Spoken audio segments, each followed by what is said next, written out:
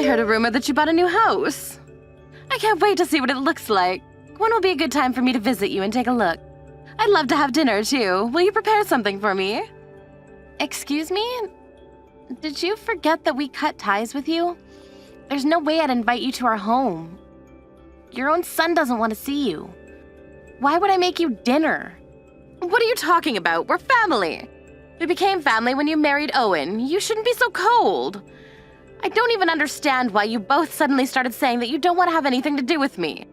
And it's already been 2 years since we had that silly argument. So you should hurry up and get over it. If you keep on dragging that along, you'll never be able to get along with anybody, let alone me. The reason why we can't forgive you is because of your refusal to try and understand why we're so angry. I don't know what Owen said to you, but I still haven't forgiven you for what you did and how you upset my husband. Don't you even remember what happened 2 years ago before we told you to stay out of our lives?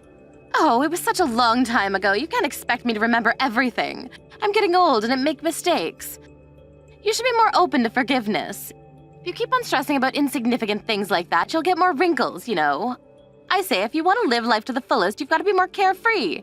More importantly, it's incredibly rude of you to be so cold towards the woman that gave birth to your husband. You should respect the elderly. I don't know where you heard the news that we bought a new house, but I'm never inviting you to my home. As long as Owen and I can't forgive you, you're not welcome here. Don't worry, I don't need your invitation. It's easy enough to find out your address without you telling me where you're living right now. I'll be going to visit you this weekend. Huh? That's probably gonna be more difficult than you think. It's ridiculous that you would try to cut ties with your own mother-in-law like that. There's something wrong with you. We're supposed to be family. I couldn't believe it when Owen said that he didn't want to have anything to do with me anymore.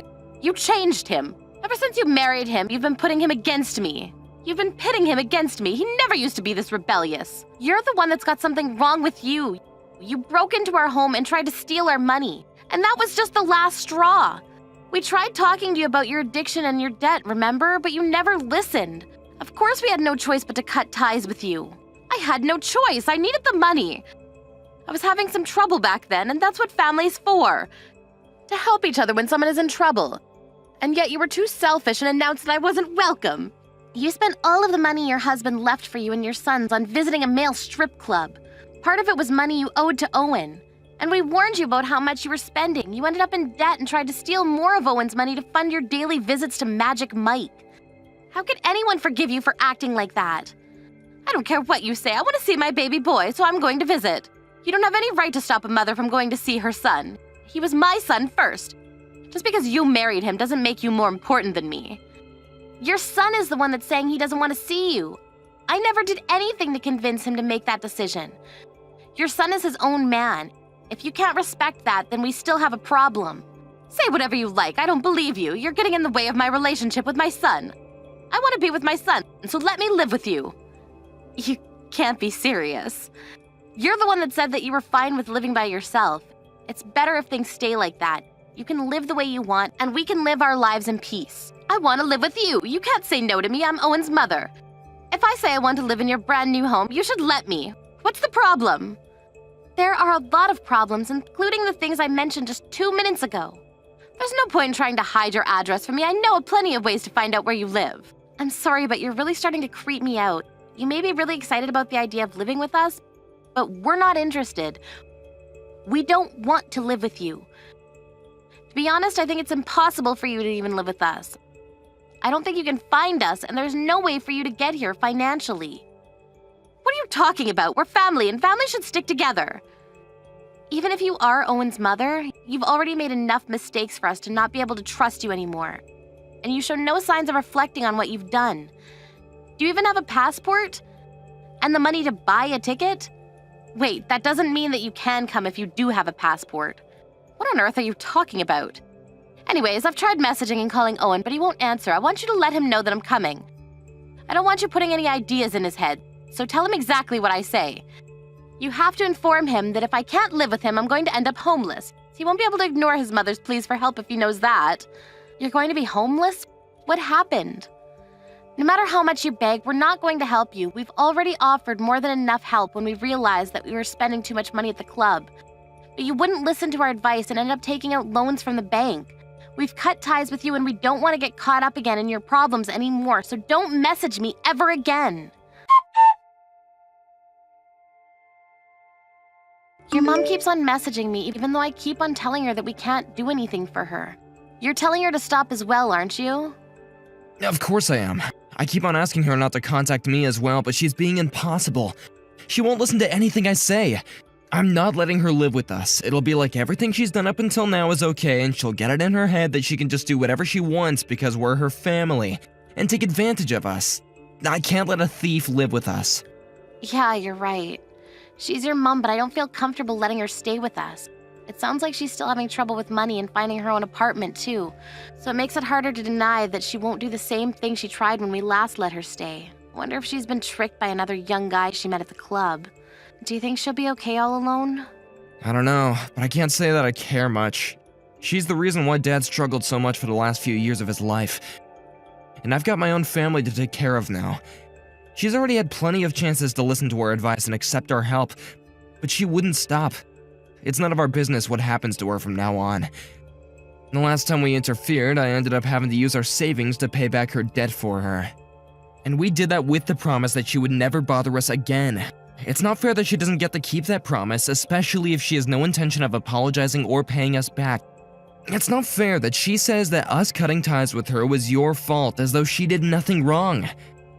Yeah, we were lucky to get this chance to move this far away. Now we're nowhere near her. She can't just turn up suddenly without any warning like she used to. It was already really scary. It'll be impossible for us to find us. And she doesn't have the means to get here even if she did know.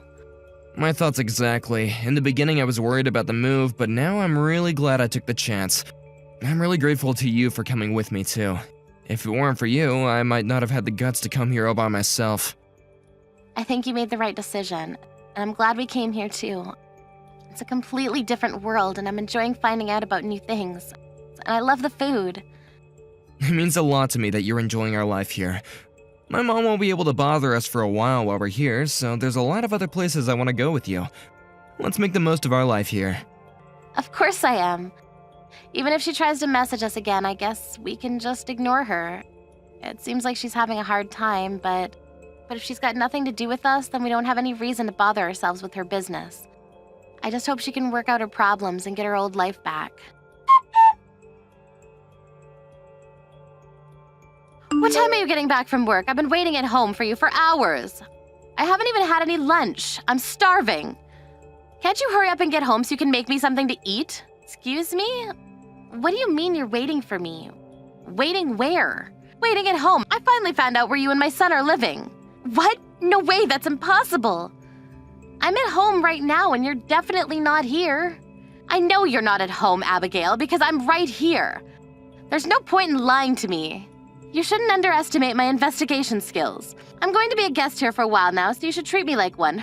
Hurry up and come back and make me something to eat. There's nothing in the fridge and I've already eaten the cookies that were in front of the TV. Seriously, would you listen to me for a minute? Where are you and how did you get in? I really don't understand what's going on.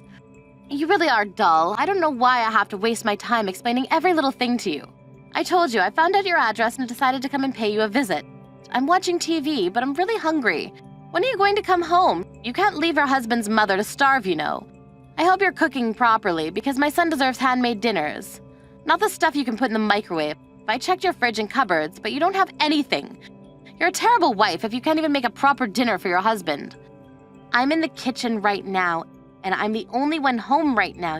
You're really starting to creep me out, so would you cut this out? Don't be dramatic. I know that you're lying. I'm the only one that's in the house. There's no point in acting like you don't know where I am, because I know that this is your house. I tracked you down. Are you still working? Even after I told you so many times that you need to resign. You're a wife now, so you need to focus on supporting your husband's career, not going out and making your own. You really are the worst daughter-in-law. You won't even come welcome your guests like a proper housewife should. What? Are you being serious? You can try running away from me all you like, but you can't escape. It's too easy for me to find out your address. Now that I've found you, you'll have no choice but to let me live with you and Owen. I broke a window to get inside, but you'll have to forgive that, since I don't have a key yet. We're living in France. What? You broke a window to get into someone's house? That's called trespassing, Lisa. It's a crime. Even if that was our house, it would still be considered a crime. You don't have a key to our house because you're not welcome. Do you understand that? You're not welcome in the house you've just broken into as well. What have you done, Lisa? Are you going to be okay after doing something stupid like that? I'm sorry, that was a stupid question. You're not okay. You're a criminal. What have you done? You're lying, aren't you? What do you mean you're living in France? There's no point trying to scare me out of this house. There's no way Owen would move that far away without saying anything to me. He would have told me and checked if I was okay with it. Well, we did. Owen was offered a position in a European branch of his company and we accepted. We just had a baby, so we decided it was time to move out of our apartment and find a home. After spending a year here, we chose to live here for a little while longer. We won't be coming back to the States for a while. What? You're kidding, right? This is your home. I'm waiting right here. I don't understand. If this really isn't your house, then who's living here? How should I know? I don't know why you thought you managed to track us down, but we're living in France. That house isn't ours. And it and its inhabitants have nothing to do with us. You're in a complete stranger's home. But I checked the nameplate and the last name was the exact same. And I asked around the neighbors about the person living here and they all said your name. How could I all be mistaken? I don't understand. I thought my plan was perfect. So the person who lives there happens to have the same name as me? I'm sure that there are a lot of people named Abigail Smith. It's an incredible coincidence, but that's not our house. If you say that you're in France, then I'd be a little more worried that you actually came all this way to chase us down, but now that I know that you can't afford a plane ticket here… What? You're really living in France? Not in a house close by your old place? I'm in your old neighborhood right now. I found this address by asking the neighbors about everyone in the new area. And this was the address they told me. Is this really a coincidence? No, I don't trust you. I still think that you're lying about living in France. It's impossible. How could someone with the same name move into the same neighborhood? It looks like it really is possible. It really is a small world, I guess. If you check with the neighbors and they all say the same thing and same name and surname, that's the only explanation. But you really do crazy things. I'm really glad we were able to get away from you before we had the baby. It would be terrifying if something like that happened to us. If you really broke a window to get in, you're going to be getting arrested. You committed a crime. Can't believe you actually went so far. Or did you do it on purpose because you knew that you would have food and shelter once you were in prison? Even if you lose your freedom, you can eat after all. Of course not. I'm not going to get arrested. I know that you're lying just to scare me away. Once Owen gets home, he won't let you kick me out. He won't report me to the police for breaking a window. I'm his mother. The police aren't going to touch me.